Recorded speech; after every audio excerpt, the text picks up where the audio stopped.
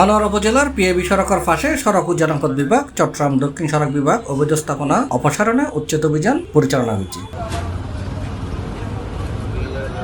ফেব্রুয়ারির 5 তারিখ বুধবার সকাল উপজেলার কালাবিবি দিঘির মোড় এলাকা অবৈধ স্থাপনা উচ্ছেদ বিধি চট্টগ্রাম জেলা প্রশাসক কর্তৃক নিয়োজিত এক্সিকিউটিভ ম্যাজিস্ট্রেট ও আনোয়ারা উপজেলা সহকারী কমিশনার ভূমি হুসাইন মোহাম্মদ। এই সময় কালাবিবির দিঘি এলাকা পিএবি সড়কের দুই পাশে 15 আনারও বেশি অবৈধ স্থাপনা উচ্ছেদ করা হয়, যার মধ্যে একটা রেস্টুরেন্ট এবং পুলিং কর্নার সহ বিভিন্ন দোকানপাট আছে।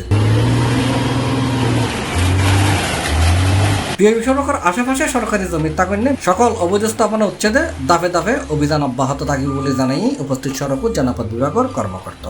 আজকে আমরা সড়ক ও জনপথ অধিদপ্তর থেকে উচ্ছেদ অভিযানের কার্যক্রম চলমান আছে এবং ভবিষ্যতে আরো আমরা এই বড় ফোর্স দিয়ে আমরা আমাদের আরো উচ্ছেদ অভিযান আরো পরিচালনা থাকবে, বর্তমানে চলমান থাকবে আর কি। জনগণকে আমরা সচেতন করে দিচ্ছি যে সরকারি জায়গার উপরে কেউ যেন বসবাস করতে না পারে। এটা সরকারের সম্পদ, আমরা সরকারি স্বার্থে আমরা কাজ করে চলে যাচ্ছি।